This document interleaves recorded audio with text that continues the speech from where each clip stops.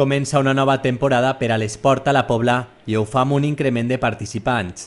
La regidoria d'Esports ha donat a conèixer les dades d'inscrits en les diferents escoles. Són 1.160 alumnes, un creixement del 12% respecte al curs passat, que es supera en més de 100 alumnes. El regidor d'Esports ha valorat de molt positiu aquest augment. Jo crec que tenim que valorar positivament tots. Tenim que valorar positivament tant l'Ajuntament com les diferents escoles, els entrenadors, directives, tots, no? Perquè jo crec que és feina de tots i és reconeixement per tots, no? Perquè no solament és l'Ajuntament, que és el que l'aporta econòmicament una quantitat de diners, sinó que si les diferents escoles no ho feren bé, doncs seria un fracàs. Torno a repetir, els principals problemes pel tema de la crisi. De fet, jo tinc col·legues d'altres pobles que l'estan passant verdaderament mal.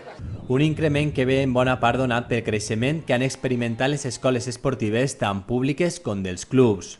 Són l'esport de promoció i així la majoria ha tingut un augment de la demanda.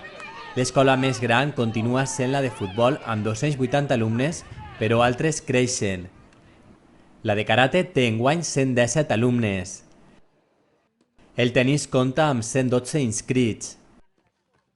La gimnàstica rítmica 76 i altres modalitats com el ball esportiu, l'atletisme o els balls urbans volten els 70 inscrits cadascuna.